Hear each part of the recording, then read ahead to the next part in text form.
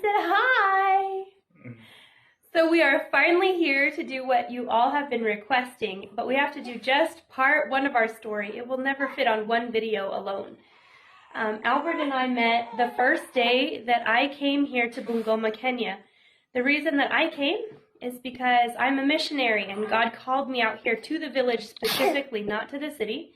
So for those of you who have asked why our lives look like this, why I don't just go home, God called me to the village. He called me to this simple way of living, and He's adding on to our life slowly, but we have to work hard for it.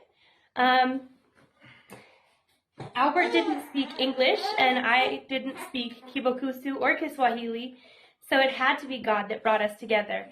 The first day, though, God told Albert that I was his wife, and He told me that Albert was my husband, and we didn't know that until 3 months later, after we started talking. Yeah, we didn't talk for 3 months after God already told us that the other was meant for us. So. It's true story. For now, that time, okay, come from Kenya. It's hard for me, most for me, talk for him. It's a hard mode for me. It's not hard for to discuss for a long time because for me, it's not speak for English, and he must not speak for Kibukusu. It's a hard because most for me, I love for him for so much. if call him out for me, it's no. Speak for English. Not coach. You make for miracle. Now for me can speak for English. Now everything now discuss for together. I'm happy now to have a family.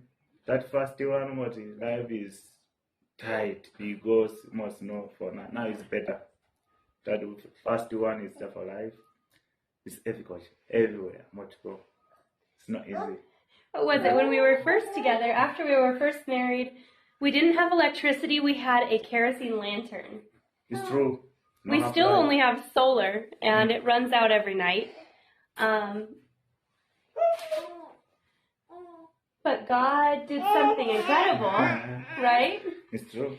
He was praying one night. God gave me a dream. And in the dream, He showed me that I was married to Albert and that we didn't speak the same language, but that He gave my heart an understanding of His heart.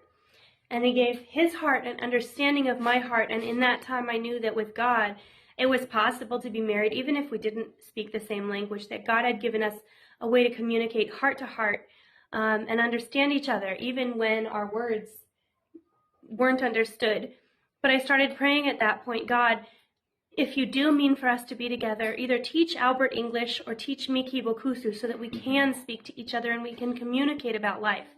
That very day, He came to the compound where I was staying, and He started speaking a little bit of English for me. Apparently, he was in prayers, and God just basically knocked him on the head and said, start speaking English with Carrie. And about 3 days later, he had a very good understanding of basic English. He still had to practice, but he had a understanding of how to begin to speak English with me, and he had the courage to try. So after he started speaking English, we had very few encounters where we actually spoke to each other at that point. It wasn't until 3 months afterwards, like we had said, that he came. I had actually been talking with my mom. My mom and dad are both out here as missionaries as well. I had been talking with my mom on her patio or veranda about Albert and how I loved him, but I didn't know why. That God had just put this love in my heart and that I believed that he was the man I would marry. And he came up on the porch after returning from an errand and brought some flowers. And without talking to me, he just handed me the flowers and walked away. Because for me, I love you. I think I started to figure that out then. Before the flowers, I thought he might not like me because every time that I went into a group where he would walk away. I would walk into the group where he was talking with his friends to try and, learn about him and be around him. And So, what for daddy flower what is the first for me what talking for English. So Yes. it's better for me for daddy flower. You refuse that one more to come. My heart is burning for that one more to come. Well, I wasn't going to refuse that one. That was like a dream come true for me. It's like, wow, the man I love just brought me flowers.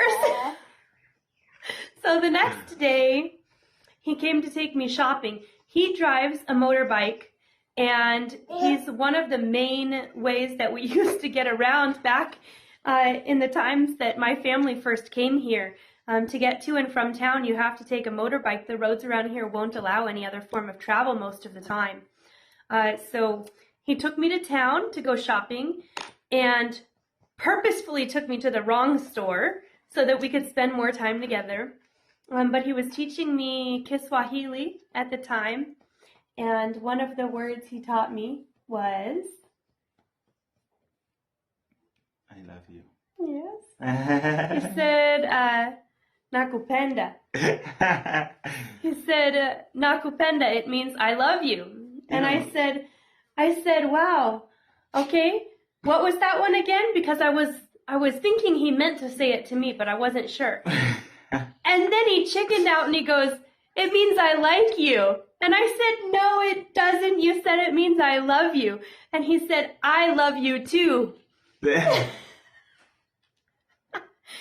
that is how we learned that we both loved each other. We sat down at the grocery store, which actually had a restaurant in it, and we had some beef over rice, some palau, and shared a couple of sodas, and just talked about the future. I told him that I didn't know how to cook ugali, which here in this sub-tribe, cooking ugali is very important. If you don't know how to cook it, you're not qualified to marry one of these men.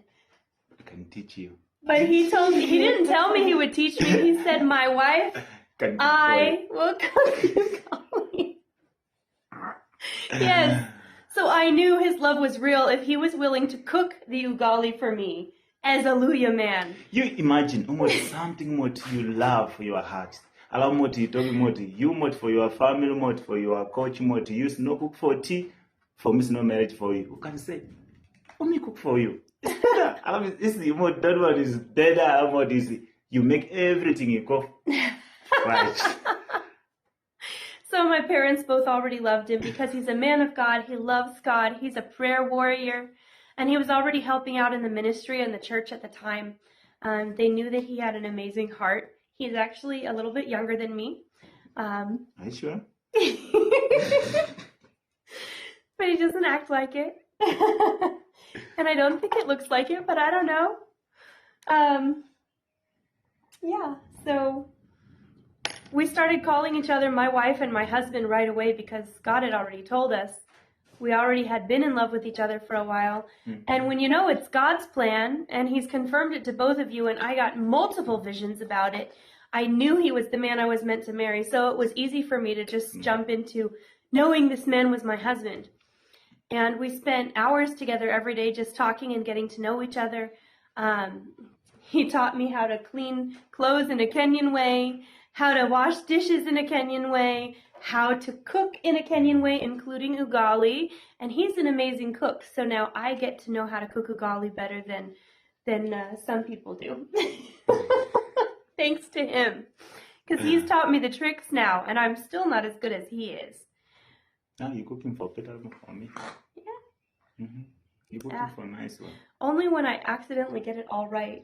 I still have sometimes when it doesn't turn out right. But thank you.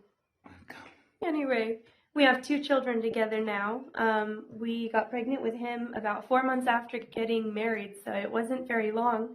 But we both kind of meant for it to be that way, so we're okay with that. If you have any questions about our relationship or things about how we met or things that we go through, feel free to ask, and we'll do another one of these and do some answers. I know we'll have to break this up into a few parts, but for those of you who have been wanting to know things, I hope it helps. We love you guys. I love you too.